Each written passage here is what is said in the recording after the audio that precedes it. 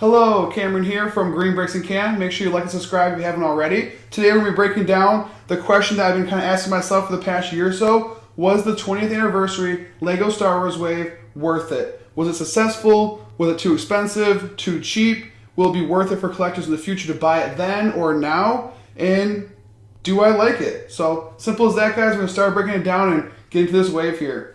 Alright, so if you're not familiar, the LEGO Star Wars 20th anniversary wave was kind of a theme that was dropped in 2019 to represent the 1999 to 2019 time span for LEGO Star Wars being created.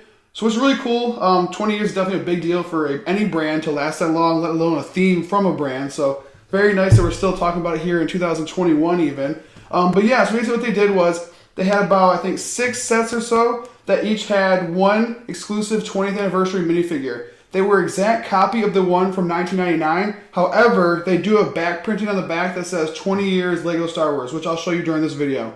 So yeah, each one of these sets here came with it. I also am missing the Imperial dropship. My stepbrother has it. I could have included in the video, but really the set's kind of basic. It's just a dropship that separates and has 3 stormtroopers and a shadow trooper. And that one did come with the Han Solo, which I bought separately. So we'll start with that one, I guess. That one was $20, $19.99 US. It came with Han Solo, which was the exclusive 20th anniversary figure. It came with 3 stormtroopers and 1 shadow trooper, and a little mini drop ship that was never really in canon, but used in 1999. So they kind of brought it back, you could say, for this recreation. But yeah, that set to me, definitely worth it for the minifigures. I mean, 4 minifigures for 20 bucks plus an extra one with Han Solo.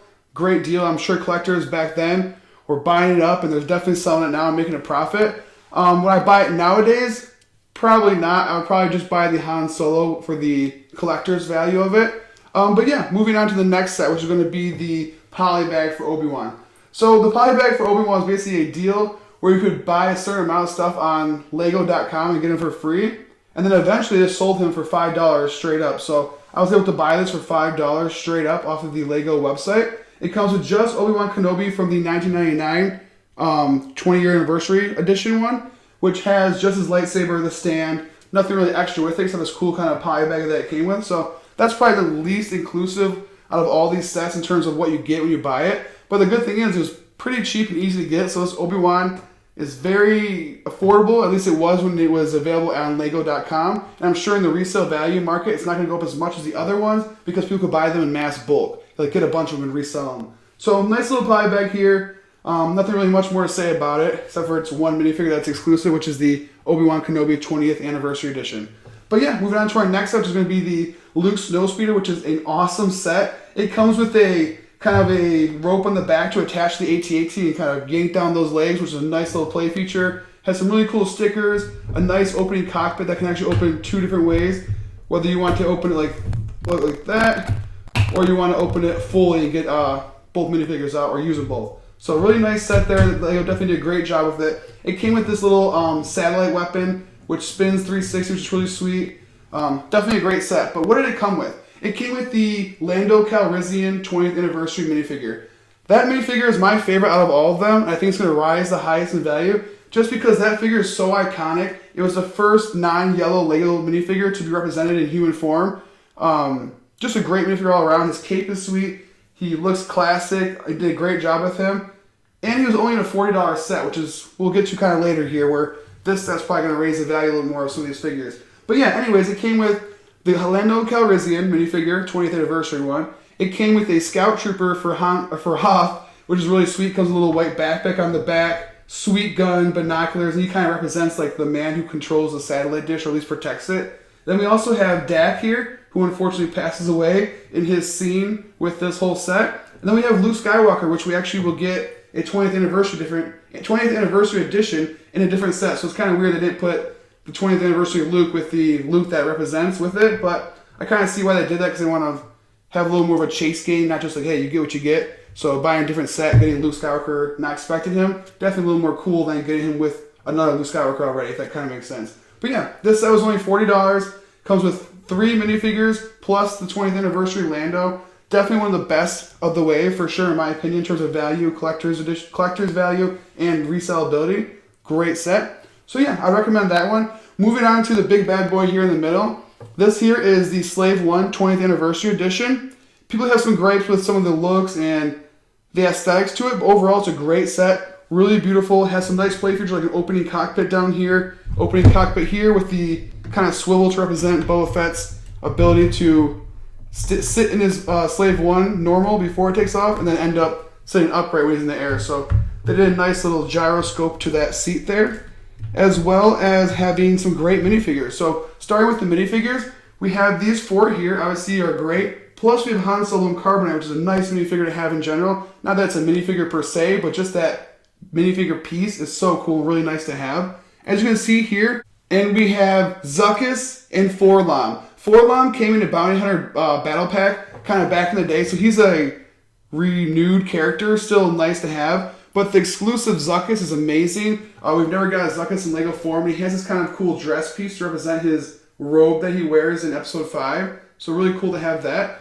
Also to note, this Boba Fett is basically the best Boba Fett you can get besides the one with arm printing. So this Boba Fett here has everything from toe printing, leg printing, his jetpack, helmet, everything's to the top notch you can get for a Boba Fett minifigure, except there's no arm printing. So really nice to have, but not the best Boba Fett to get, which I respect Lego keeping the other one exclusive, so nothing wrong with that. So aside from these 4 minifigures and this Han Solo and Carbonite, this $130 set also came with Princess Leia, the 20th Anniversary Edition from 1999. She is awesome, such an iconic character back then and now.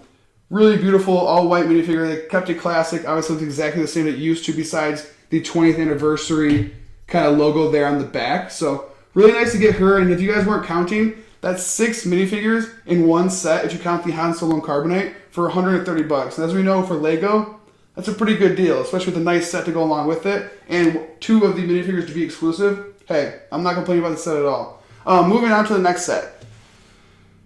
Alright, so for the next set here, we have Anakin Skywalker's Pod Racer from Episode 1, The Phantom Menace. This thing is a beast. If you get a chance to look at this set closely, you can see that there's actually really cool sword pieces and other knickknacks to kind of create that illusion of the engines of the Pod Racer, which are sick. They actually do a great job of shaping the cockpit as well, too, where Annie sits. And they give you 2 minifigures that aren't exclusive. So that's going to be the Child Anakin, which comes in another set. You have the Leia here that comes in another set. I believe it comes in one of the older Sith Infiltrators. So you got those 2 minifigures for the $30 value here. A lot of times they're on sale for $25. So we'll say $25, $30. You got these 2 minifigures, one being young Annie. You got Padme. And then you also got Luke Skywalker, which is from the Episode 5 one, which is kind of weird they didn't put it in this set like we said earlier. Kind of matches more, but to make it more of a pull for people to buy this set, definitely an awesome minifigure to get. He's in his Hoth pilot gear, so it's all orange, has that classic look he had in 1999, aside from the back printing saying 20 years Lego Star Wars. So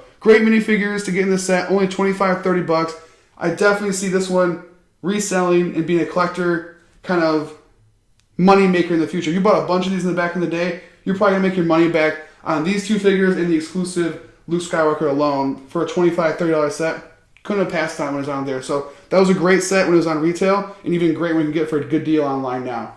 Alright, so now moving on to the last set of the 20th Anniversary wave, which is going to be the 20th Anniversary, go figure, Clone Scout Walker set. This set was only $30 when it retailed, so a really low price for it. Came with 4 minifigures, which we'll get into that in a second, and 3 builds. So starting with the builds, we have this little spider droid here.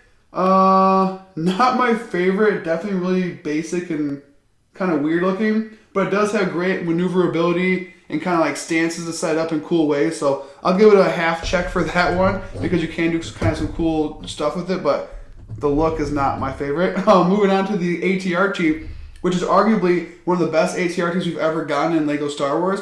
You can compare it to the 501st Battle Pack Skywalker we got this previous year and kind of see the differences. This definitely has a little more pros than cons compared to the one from the 501st Battle Pack. But let me know in the comment section if you think differently.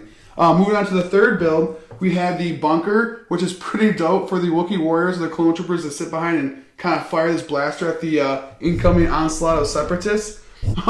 Moving on to the minifigures though, starting with the exclusive kind of pull figure for this set is going to be the 20th Anniversary Edition Darth Vader. This guy's sick. He's the exact replica from 1999, except the back torso does have that 20th Anniversary logo, which is, to me, pretty cool. Moving on to the actual minifigures that come with the set, we have this basic battle droid here, which definitely could have been a Kashyyyk battle droid, but I'll take one more battle droid from my army, I guess. But for a Kashyyyk-based set, they could have put some green on them. Moving on to the Kashyyyk Clone Skywalker, which is one of the best minifigures I've seen for Kashyyyk, aside from maybe Commander Gree. This one has the really nice neon green eyes there for the night vision. Has really cool camo on the front and back, and just a nice figure to have in general. So really nice little figure inclusion there. The last one though is going to be the Wookie Warrior. And I don't know about you guys, but I'm sick of getting 200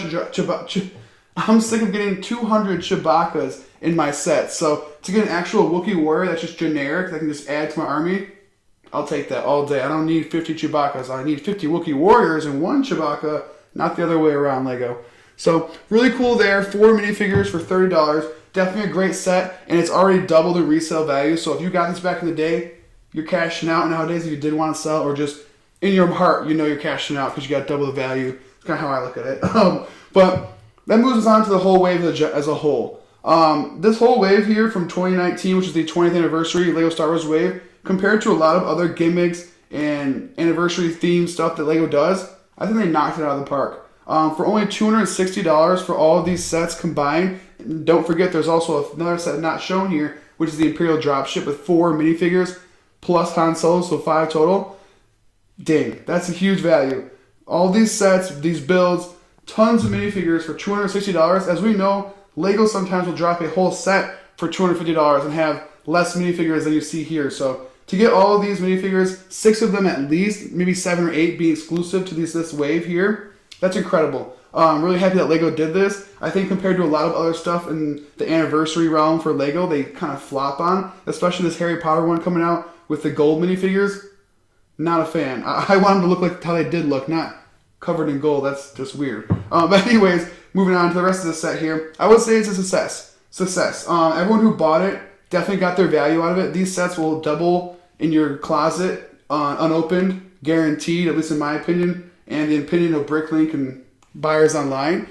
But yeah, just kind of going a little summary real quick here at the end. The poly bag, great little inclusion for a cheap Obi-Wan. The snow speeder, a great way to kind of get a really cool iconic set, which is a snow speeder, as well as getting the Lando Calrissian minifigure, which is sick. We have the Slave 1, which is not the best Slave 1 to date, but definitely one of the better ones in terms of playability and the minifigures it comes with. As you can see here, it also comes with a handle for holding, which is pretty iconic and definitely makes it a lot easier to play with or even set up as on a stand. So a very cool set here. Moving on to the next one was the Pod Racer, which is $25, $30 at the time when it retailed. This is a great value. This set also has the first handle for this kind of set here, which is a huge upgrade compared to previous Pod Racers that have come in Star Wars LEGO sets. Moving on to the next set, it's going to be the Clone Skywalker set. This one here is meh. The 2 builds, the bunker and the spider droid, not my favorite, but the Atr Chief is sick, so I'll give that one a pass. And the one set we're not seeing here is going to be the Imperial dropship. That set is super ugly. It's not even canon, but I do like the fact there's 5 minifigures for $20. So as a whole, guys, LEGO killed it. I think they did a great job with this whole wave here, the 20th anniversary LEGO Star Wars wave that is. Yeah, I give it an A+, check plus, whatever you want to call it. Thanks for watching, guys. Give me a like if you haven't already. Subscribe to the channel. We have great videos like this all the time. And check out my other videos. I got some really good ones on here. So you guys have a great day. Bye.